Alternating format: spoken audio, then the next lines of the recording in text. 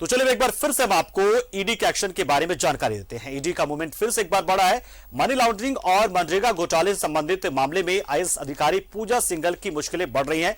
लगातार पूछताछ और रिमांड की प्रक्रिया के बीच एक बार फिर से प्रवर्तन निदेशालय यानी कि एनफोर्समेंट डायरेक्टोरेट ने झारखंड बिहार में कई ठिकानों पर छापेमारी की। छापेमारी मनी लॉन्ड्रिंग मामले की जांच के सिलसिले में की गई है। ईडी के अधिकारियों के मुताबिक ये कार्रवाई मनी लॉन्ड्रिंग रोकथाम कानून की आपराधिक धाराओं के तहत की जा रही। रांची के 6 और बिहार के मुजफ्फरपुर में छापेमारी की गई है।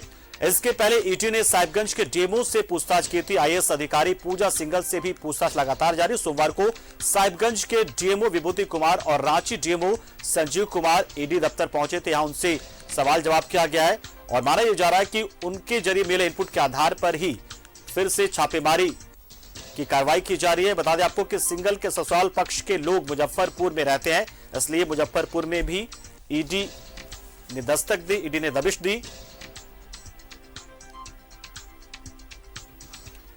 रांची के अशोकनगर रोड नंबर 6 में छापेमारी हुई है। विशाल चौधरी के आवास पर ईडी का छापा पड़ा है। विशाल चौधरी के आवास पर बड़ी रकम मिलने की आशंका है। ईडी ने पैसे गिनने वाली मशीन मंगवा ली है, जिससे अंदाजा लग रहा है कि शायद बड़ी मात्रा में कैश की बरामदगी यहां हुई है। ईडी की टीम यहां पर छापेमारी करी है। विशाल चौधरी के विनायका ग्रुप पर भी ईडी का शिकंजा कसा है, वहां भी छापेमारी हुई है। मोबाइल एक जगह रखवाकर अब छापेमारी की जो कार्रवाई वो लगातार जारी है। ईडी को बड़े निवेश की भी जानकारी मिली। बता दें आपको कि विशाल चौधरी कौशल विकास प्रशिक्षण केंद्र चलाते हैं। विशाल चौधरी की जो कंपनी है उसका नाम है फ्रंटलाइन ग्लोबल सर्विसेज। उसी के तहत प्रशिक्षण का कार्यक्रम स्किल इंडिया के तहत चलाया जाता है। विशाल चौधरी एक बड़े अधिकारी के काफी करीबी माने जाते हैं और जिस आवास में रह रहे अशोकनगर में वो आवास भी किसी बड़े अधिकारी का बताया जा रहा है। तो जिस तरीके से ईडी की टीम पहुंची थी सुबह, उसके बाद से ये साफ था कि आज कुछ बड़ा होने वाला है और हमारे सहयोगी लगातार जानकारी दे रहे थे कि अपने साथ हथौड़ी और बहुत सारे चीजों को लेकर भी ईडी की टीम निकली है। और अजय लाल हमारे सहयोगी इस खबर पर और जानकारी और पूरे अपडेट के साथ हमारे साथ सीधा जुड़ रहे। एक बार फिर से अजय, अब नया अपडेट क्या है? मशीनें तो पहुंच गई है, पैसे गिनने वाली, अब आगे की प्रक्रिया क्या क्या चल रही है और क्या कुछ और ठिकानों के बारे में जानकारी मिल पाई है? देखिए पंकज, इस वक्त की बड़ी खबर यही है कि विशाल चौधरी ने राज्य के एक बड़े आईएएस अधिकारी का नाम लिया है और उनसे अपने मधुर संबंधों का भी खुलासा किया है। सुबह 5 बजे जैसे ही ईडी की टीम आई, उनको ये एहसास नहीं रहा होगा कि ईडी की टीम उनके आवास पर भी छापेमारी कर सकती है।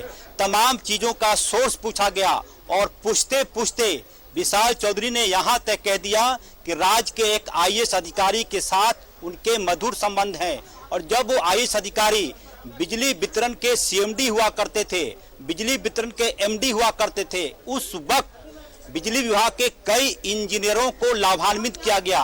वो जानकारी भी ईडी की टीम को लगी है और मुजफ्फरपुर में जिस ठिकाने पर छापेमारी हो रही है वहां पर विशाल चौधरी के पिताजी रहते हैं, उनका परिवार रहता है, खानदानी परिवार वहां रहता है। जाहिर सी बात है लिंक कहीं ना कहीं से जुड़ा हुआ है और कई ऐसी चीजों की जानकारी मिली है ईडी को जो अब तक पर्दे के पीछे था। और एक जो और सबसे अहम जानकारी है कि विशाल चौधरी अपने कार्यालय में किसी भी स्टाफ को 3 से 4 महीने से ज्यादा कंटिन्यू नहीं कराते थे, क्योंकि उनका काम इस तरह का होता था। कई ऐसी जानकारियां होती थी, कई ऐसे मीटिंग होते थे और ईडी की टीम उस सीसीटीवी के भी फुटेज खंगालने की कोशिश कर रही है जो उनके दफ्तर के पास लगे हुए हैं। कौन कौन लोग आते थे, कितनी देर बैठते थे, क्या बातें होती थी, ये तमाम जानकारियां ईडी की टीम इकट्ठा कर रही है। मुझे लगता है कि जिस प्रकार से अधिकारियों की टीम लगातार यहाँ छापेमारी कर रही है, कई ऐसी जानकारियां निकलकर सामने आ सकती हैं जो कि कई अन्य लोगों के भी गर्दन तक पहुंचेगी। और न सिर्फ विशाल चौधरी बल्कि जो 2-3 और नाम जिसके आज छापेमारी हो रही है, तमाम लोगों के लिंक जोड़े जा रहे हैं। दिल्ली में पूंजी निवेश की बातें सामने आ रही है। एक बड़े अधिकारी ने उनकी कंपनी में करोड़ों रुपया निवेश किया हुआ है, वह भी जानकारी है। और विशाल चौधरी का इसी अपर बाजार में कपड़े का एक बड़ा सा शोरूम भी है, वो भी जानकारी ईडी की टीम को मिली है। हालांकि कपड़े का वो शोरूम किसी और के नाम से चलता है, लेकिन उस कपड़े के शोरूम में विशाल चौधरी के पैसे लगे हुए हैं। ये तमाम जानकारियां ईडी की टीम इकट्ठा कर रही है और मुझे इस बात का भी एहसास है कि हो सकता है जिस प्रकार से पूछताछ में बातें सामने आ रही है, पूजा सिंघल और सुमन की तरह विशाल चौधरी भी गिरफ्तार हो सकते हैं, हिरासत में लेके उनसे भी पूछताछ हो सकती है। जैसे जैसे दिन बढ़ता जा रहा है, ईडी की छापेमारी की जो दबिश है वो और ज्यादा तेज होती जा रही है। पंकज, बिल्कुल बिल्कुल। अंजनी भी हमारे साथ जुड़े हुए। अंजनी, आपके पास क्या अपडेट है, नया अपडेट ईडी से जुड़ा हुआ? देखिए, ईडी दफ्तर में जो है, पहले ही मैंने बताया कि काफ़ी गतिविधियां सुबह से ही चल रही थी, लेकिन अभी जो लेटेस्ट इन्फॉर्मेशन ये है कि बैंक के कई अलग अलग बैंकों के जो अधिकारी हैं वो भी यहाँ बैठे हुए हैं, पहुँचे हैं। तो जैसे इन्हें तलब किया जाएगा नए लोकेशन में, तो संभावना व्यक्त की जा रही है कि उन्हें यहाँ से प्रस्थान किया जाएगा। भले विशाल चौधरी के यहाँ ये नोट गिनने की मशीन आ गई हो, लेकिन यहाँ भी 2 से 3 टीम जो है यहाँ पूरी तरह से तैयार है। मतलब उनकी गाड़ी भी तैयार है, अधिकारी भी यहाँ तैयार है। तो ये आप समझ सकते हैं कि ये जो छापेमारी लगातार हो रही है, और जैसे और अंदर में जो है जो जिला खनन पदाधिकारी हैं साहिबगंज के, उनके अलावा अन्य जो खनन पदाधिकारी हैं उनसे यहाँ पूछताछ लगातार हो रही है। पूजा सिंघल से भी पूछताछ हो रही है। तो जैसे जैसे इनपुट्स मिल रहे हैं वैसे वैसे ईडी के अधिकारियों की गतिविधियां जो है इस दफ्तर से बढ़ जाती हैं। यहाँ से कई बार अधिकारी जो हैं यहाँ से निकलकर दूसरे स्थान में गए हैं, और कई अधिकारी जो हैं बाहर से इस ईडी के दफ्तर पहुंचे हैं। तो आप समझ सकते हैं कि एक बड़े छापेमारी चल रही है, और इसका जो सीधा मॉनिटरिंग जो है दिल्ली से हो रहा है। दिल्ली से दिशा निर्देश मिल रहा है। मतलब दिल्ली जो ईडी का जो दफ्तर है वहां से तमाम चीजें, यहाँ से इनपुट्स भी वहां भेजे जा रहे हैं। तो ईडी दफ्तर में पहले की तुलना में हम कहेंगे कि यहाँ गतिविधियां भी काफी हैं, और फोर्स की संख्या भी इस बार जो है, अभी मैं सुबह से देख रहा हूं, अंदर में फोर्स की संख्या भी काफी बढ़ाई गई है। मतलब यदि यहां से दिशा निर्देश मिलता है कि कहीं और छापेमारी करनी है, तो यहां से टीम प्रस्थान करने के लिए पूरी तरह से तैयार बैठी है। तो ये जो छापेमारी है कई अहम खुलासे भी कर रही है, और कई नए जानकारियां भी मिल रही है।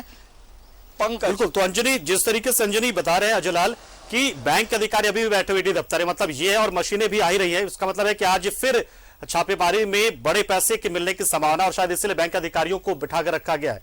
Ajay,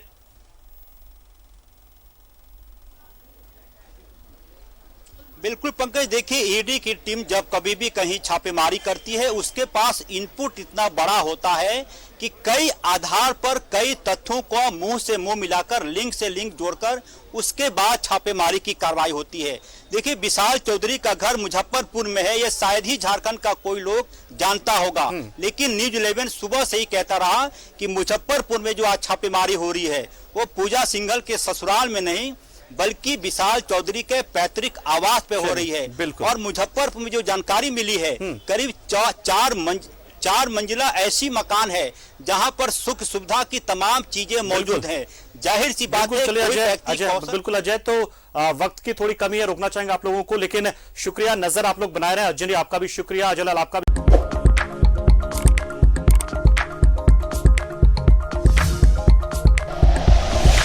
like and share videos, subscribe करें हमारा चैनल और प्रेस करें बेल आइकॉन। न्यूज़ 11 भारत, सच है तो दिखेगा।